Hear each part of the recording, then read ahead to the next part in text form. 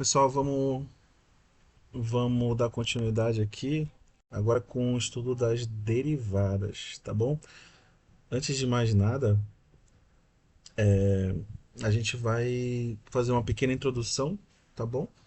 A gente vai fazer uma introdução assim um pouco informal, mas nos atendo, claro, a, a muitas notações que são importantes para a gente utilizar daqui para frente. Bom, o objetivo do cálculo, tanto o diferencial e integral, é estudar a matemática dos movimentos e das variações, tá bom? Então, eu gostei dessa frase aqui, ó, uma árvore grande pode crescer lentamente, enquanto que uma árvore pequena pode, ao contrário, crescer rapidamente. Então, dependendo de como for, né, o nosso gráfico, o comportamento, a gente vai ter diferentes comportamentos, dependendo da associação que vai haver entre as grandezas, tá? Uma com a outra e daquela com aquela outra e assim por diante, tá? Diversos fenômenos eles são estudados nas ciências. Eles se resumem nas seguintes questões: no aumento e diminuição das grandezas, tá? Que são representadas pelas nossas funções, tá bom? E como, claro, uma depende da outra, né? A gente tem a variável dependente, tá bom? Olha só, com isso a gente tem dois problemas que são os principais do cálculo. Um deles é como calcular a área de uma figura não poligonal. Olha aí, ó, uma pergunta aí. A gente sabe como calcular a área de um quadrado, de um círculo. Se a gente não lembra, pelo menos a gente tem disponível, né, para pesquisa e a gente consegue encontrar a fórmula na no círculo, por exemplo, é área igual a π vezes r ao quadrado, que é o r. O r é o raio do círculo. Então, de posse do raio, sabendo que π é aproximadamente 3,14, eu posso calcular essa área, tá? Então, quando a gente tem uma figura que não é uma figura conhecida, ou quem sabe a gente pode transformar ela em uma figura conhecida, então o cálculo da integral vai poder fazer isso para a gente, tá? Cálculo da integral. Então, determinar uma função a partir de informações a respeito de sua taxa de variação é do que trata a integral, tá? E o que seria essa taxa de variação? A taxa de variação é justamente a nossa derivada, tá? Então, dada uma função, a gente mede a sua taxa de variação de que forma? Tá aqui, ó, resolvendo, respondendo a essa pergunta. Como determinar a reta tangente a uma curva em um determinado ponto?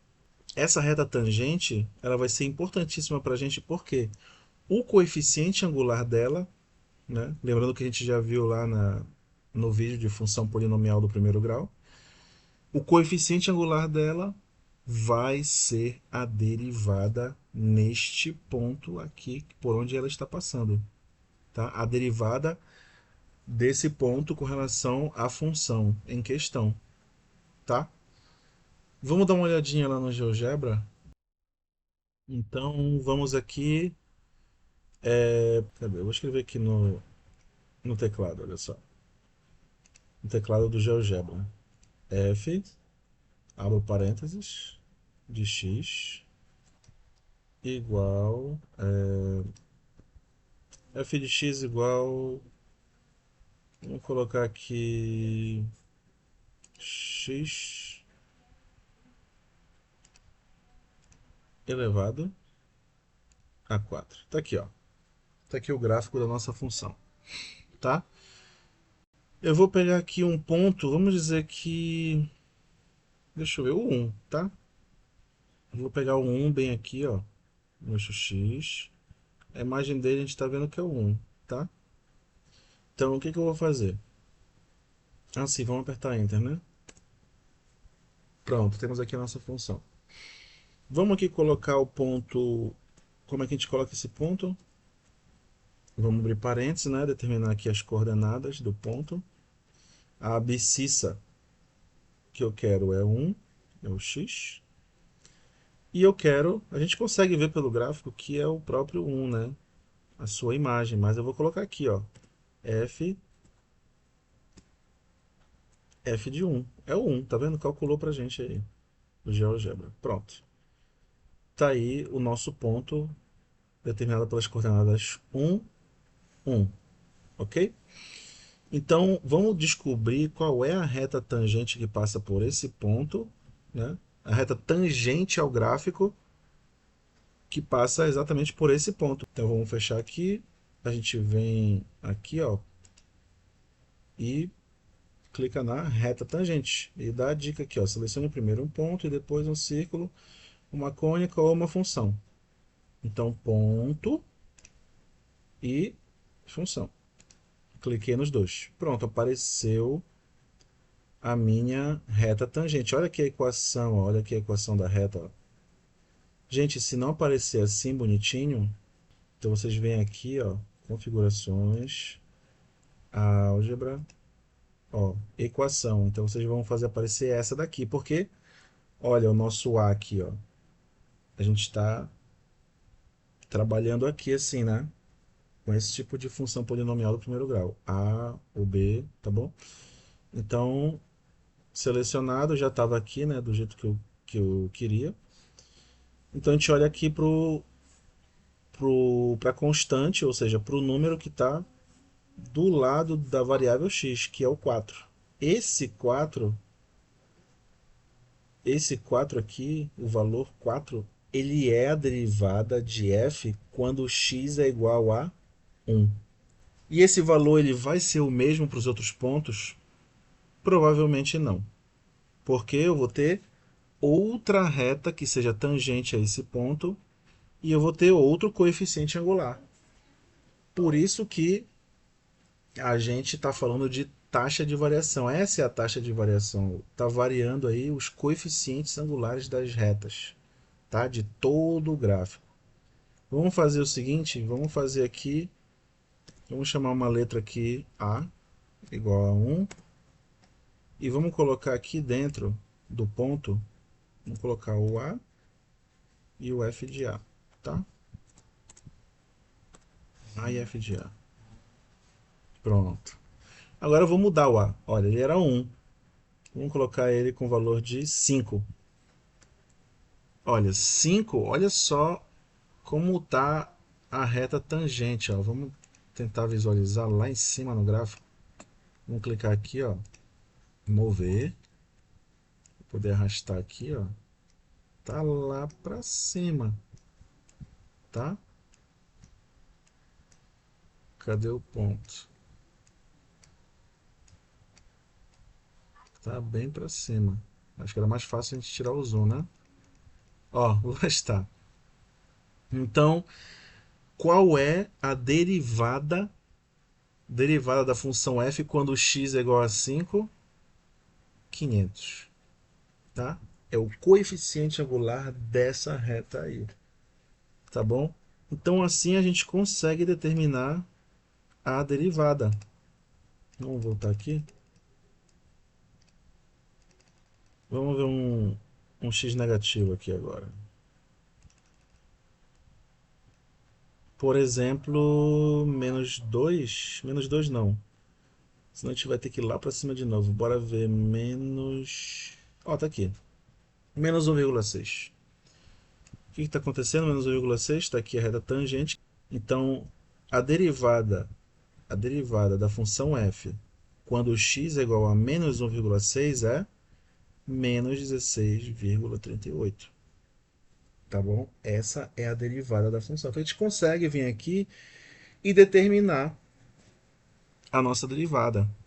Às vezes, vai acontecer o quê? Vai acontecer de a função eu não conseguir derivar essa função. Poxa, mas quando é que eu não vou conseguir derivar? Né? A gente vai ver daqui a pouco, tá? A gente vai perceber duas situações em que a gente não vai conseguir calcular a derivada, porque eu estou vendo com vocês a reta tangente tá? Mas a gente precisa de algumas condições para poder calcular a derivada, tá bom? Mas essas condições, elas estão atendidas aqui, né? E a gente vai ver já já por quê. Bom, voltando para cá, a gente já viu que a gente consegue calcular a derivada para um valor de x, tá? Com relação à função. Basta a gente determinar a reta tangente que passa naquele ponto em que eu preciso de x e a sua imagem, né? A reta tangente que passa por aquele ponto vai ser exatamente a derivada para aquele valor de x. Certo, na química há muita atenção com o estudo de sistemas cujas propriedades ou físicas ou químicas evoluem com o tempo, concentração ou alguma outra variável. Então é importantíssimo entender as técnicas, né, necessárias para poder descrever essas e outras taxas de variação. Então, quando a gente fala de taxa de variação, a gente está falando da derivada, tá bom? Então, a gente vai fazer uma pequena introdução do que é o limite, tá bom? O que é o limite, por quê? A gente consegue, com o limite, dizer o que está ou deveria estar acontecendo em determinado ponto, tá bom? Sabendo o que acontece nos pontos que dele se aproximam. A gente vai ver como isso acontece. Pegando um exemplo aqui, ó, da lei de Boyle, que a gente já viu em outros vídeos, de um gás ideal. Tem essa seguinte afirmação: em condições de massa e temperatura constantes, o produto da pressão pelo volume é uma constante. A gente já viu isso, né? A nossa pressão multiplicando o volume, né, é uma constante. E essa constante ela depende da massa e temperatura. Tá? Massa e temperatura nunca mudam. O que vai sempre estar mudando é a pressão e o volume ali. Perfeito. O gráfico da lei de Boyle, ele é uma hipérbole. Tá aqui ela. Vamos ver o que está acontecendo quando V é zero. Tá? Quando V é zero, vamos prestar atenção aqui. Ó. Esse gráfico ele vem aqui, ó, ele vem aqui da direita para a esquerda e ele vai subir de uma tal forma que ele nunca vai tocar no eixo Y. Né? Por que ele nunca vai tocar no eixo Y? Imaginem aqui, ó. Imaginem o que está escrito aqui. Lembrando, isso daqui, vendo como uma equação, vamos tentar deixar o P sozinho do lado esquerdo da igualdade. Eu vou passar o V, está multiplicando o P, a gente vai passar o V dividindo para o outro lado. Então, isso daqui pode ser escrito como P igual a K sobre V, ou seja, K dividido por V. Então o V não V igual a zero não está definido aqui na função. Se V igual a zero não está definido, a gente já viu que vai ter uma assíntota vertical aqui, que o gráfico ele vai se aproximar e nunca vai tocar no eixo Y, tá? Nunca vai tocar no eixo Y. Então, o que está acontecendo aqui? O comportamento da função, quando V tende a zero, quando ele se aproxima de zero, a nossa função P ela tende ao infinito. Eu vou ter vários, ó, eu vou ter valores muito altos para a função, porque ela vai subir indefinidamente. Ela vai subir de uma tal forma que a gente não vai mais conseguir ver depois de um tempo, porque ela vai estar tão próxima do eixo Y que a gente não vai conseguir visualizar, mas ela vai para o mais infinito. E a gente pode escrever dessa forma aqui, ó. Tudo isso que eu acabei de falar. O V, né, tende, quando o V tende a zero, o P tende ao mais infinito, tá? A gente está vendo aqui o comportamento de V se aproximando de zero, tá? E ele vai subir para valores de P. Isso daqui, então, é o comportamento da assíntota vertical aqui. A assíntota vertical está aqui. Então, isso daqui é que a gente chama de limite. O limite da função p, quando v tende a zero, quando ele se aproxima de zero, é mais infinito. Ele está indo para valores infinitamente altos e positivos, tá? Infinitamente grandes, positivos. Perfeito? Olha aqui outro exemplo. A função, vamos considerar a função a seguir, f de x igual a seno x sobre x. A gente já vê aqui que a função não está definida para x igual a zero. Né? Percebam que apesar de estar aqui tudo desenhado, mas a gente teria que fazer uma aproximação muito, muito forte aqui para poder ver que tem um buraco, tem um salto. Chega aqui próximo do eixo y, aí dá tipo um pulinho, né? Para poder continuar a função. A gente não consegue ver aqui tão distante, tem que fazer uma aproximação muito grande para poder conseguir ver. Então, não está definida a função para x igual a zero. Mas o que acontece com os valores de x quando a gente se aproxima do zero tanto pela direita quanto pela esquerda? Tá aqui, ó. Pela esquerda, ó, a gente vem se aproximando, os valores vêm se aproximando de 1, ó, 0,9999. Não chega a ser 1, mas se aproxima de 1. E quando a gente vem aqui, ó, a valores de x pela direita e se aproxima do zero, ó, a função vai se aproximando de 1, mas não chega a ser 1 nunca, tá? Porque não pode ser, x não pode ser zero, então nunca vai assumir o valor de 1 aqui. Então, tá bom? Então, o que está acontecendo aqui? O x, ele tendendo a zero, ele tende a zero, então o f de x tende a 1. Ele nunca chega a ser 1, mas ele se aproxima de 1, tá? Ele tende a 1. A gente já sabe que ela não é definida para x igual a zero, né?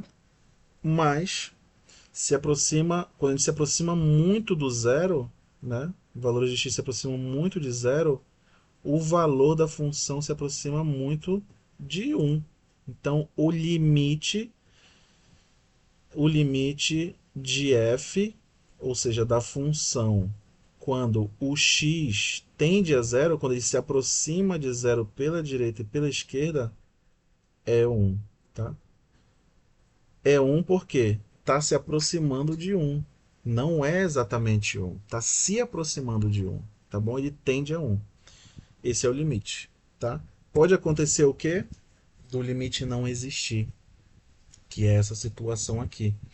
Percebam o seguinte, está aqui a nossa função f, tá? Para x menor ou igual que 1, a gente tem essa função aqui, ó, f de x igual a x. Está aqui, f de x igual a x para x menor ou igual que 1. Olha, menor ou igual. O igual indica que esse ponto pertence a essa parte da função. E para x maior que 1, eu tenho que f de x é x mais 2. Está aqui, ó. Para x maior que 1. Tá? Agora vamos fazer a mesma análise. Vamos pegar os valores de x e se aproximar pela função, ó, pela esquerda da função. Olha aqui, ó. Vou me aproximando com valores de x, ó, x e y vão vindo aqui, ó, juntos, nesses pontos. Quando eu estou me aproximando da função pela esquerda, eu estou me aproximando de quem? Desse ponto aqui, ó. 1, 3. Eu estou me aproximando, mas nunca vai chegar a ser esse ponto. Tá? Até porque não está definido. É que nem ainda agora o zero, né? Não estava definido. Nunca vai chegar a ser esse ponto. Mas ele está se aproximando desse ponto. E está aqui, ó. 3,1. Tá vendo? Valores muito próximos de 1. Tá aqui, eu estou me aproximando de 1. Tá? Porque a gente está verificando isso aqui, o limite de f quando x tende a 1. Estou me aproximando de 1 e aí ele está se aproximando de 3. Tá? A função se aproxima de 3. E pela esquerda, eu venho me aproximando de 1. Ele se aproxima de 1 na variável x e se aproxima de 1 na variável y. Olha só. Se aproxima desse ponto 1, 1. tá? Eu me aproximo aqui do 1 e eu estou chegando a valores próximos de 1. Então, percebam que o limite pela direita é 3 e o limite pela esquerda é 1. Está se aproximando de 3 pela direita e está se aproximando de 1 pela esquerda. Toda vez que a gente fala está se aproximando de 3 e de 1, é porque a gente analisa aproximações de valores de x, né, com resultados no eixo y. Então, me aproximando pela esquerda, eu tenho como resposta o 1. Me aproximando pela direita, eu tenho como resposta o 3. Tá? Então, ele se aproxima de 3 bastante pela direita e vindo pela esquerda se aproxima muito de 1. Quando eu tenho esses dois limites pela direita e pela esquerda diferentes, então eu digo que o limite não existe. Tá? E se esse limite ele não existe, isso vai ter uma influência para a gente com relação à derivada. Tá? Por quê? Tá aqui, ó. Uma outra ideia que eu queria falar para vocês é da função contínua. Quando é que a função vai ser contínua? Tá aqui, ó. Informalmente a gente diz que a função é contínua em um intervalo AB, tá aqui, ó, AB, tá? Se podemos traçar o gráfico da função nesse intervalo sem tirar o lápis do papel, olha aí, ó. Foi o que aconteceu com o exemplo lá do GeoGebra, né? Lá a função era contínua, vocês conseguiam ver o gráfico em sua plenitude, tá bom? Mas em termos matematicamente falando, como é que a gente consegue verificar isso? A gente vai ver isso no GeoGebra agora, tá bom? Bom, o que eu quero mostrar para vocês aqui é o seguinte, vamos voltar com o nosso ponto para 1, tá? Só para ficar mais bonitinho aqui. Pronto. Apertar aqui, mover. Vamos mover aqui. Tá. Então, o que eu falei para vocês... Bom, aqui a função é contínua, né? A gente consegue ver. Mas como é que a gente descobre que ela é contínua? Através de cálculos. Eu poderia muito bem não ter colocado o gráfico aqui, ó. Tá? Vamos tirar a reta tangente também. Então tá aqui a nossa função, tá? Vamos tirar o ponto. Tá aqui a nossa função. Então eu quero saber se ela é contínua. Eu quero saber se ela é contínua em um determinado ponto. Por exemplo, no ponto x igual a 1, esse daqui, tá? No ponto 1, 1. Então como é que eu faço?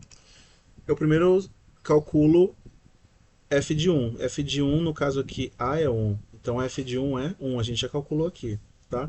Agora eu vou calcular o limite da f. O limite da f, função f, o valor 1. E dou Enter. Tá? O limite da função f quando x tende a 1 é 1. Quando eu obtenho essa resposta para o limite e eu sei que f de 1 é 1, a função é contínua naquele ponto. Tá? E de fato é.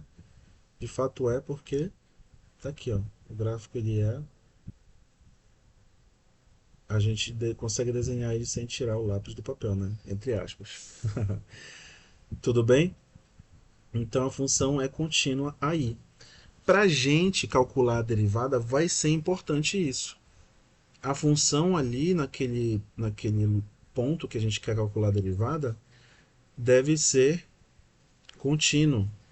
E também não deve haver saltos e nem pontas. Naquele exemplo que eu mostrei para vocês, né, quando a função para x maior que 1 era uma coisa e para x menor que 1 era outra, ali tinha um salto. E exatamente naquele valor para 1 como a gente viu que não existia o limite, e portanto eu não ia conseguir ter uma continuidade ali na função. A função não iria ser contínua naquele ponto, então eu não ia conseguir calcular a derivada ali. Tá? Então, graficamente a gente vê que tem um salto. Da feita que tem um salto, eu já não consigo calcular a derivada. Outra situação em que também eu não consigo calcular a derivada é quando tem um gráfico, por exemplo, com ponta, uma ponta no gráfico. Vou aqui colocar um exemplo, escrever aqui g de x, tá? G de x igual g de x. Eu vou colocar aqui, ó, a barra em pé, que é a nossa, cadê? A nossa função modular, tá bom? Olha aqui a função modular. Então, bem aqui nessa pontinha, eu não consigo também calcular a derivada. Eu não consigo calcular a derivada, tá bom? Então, quando tiver um salto ou uma ponta no gráfico, eu não vou conseguir calcular a derivada ali, tá? Fora o fato dela não ser contínua. Se ela for contínua e for diferenciável, ou seja, ela não tiver saltos nem pontas naquele valor, eu consigo calcular a derivada ali, tá bom?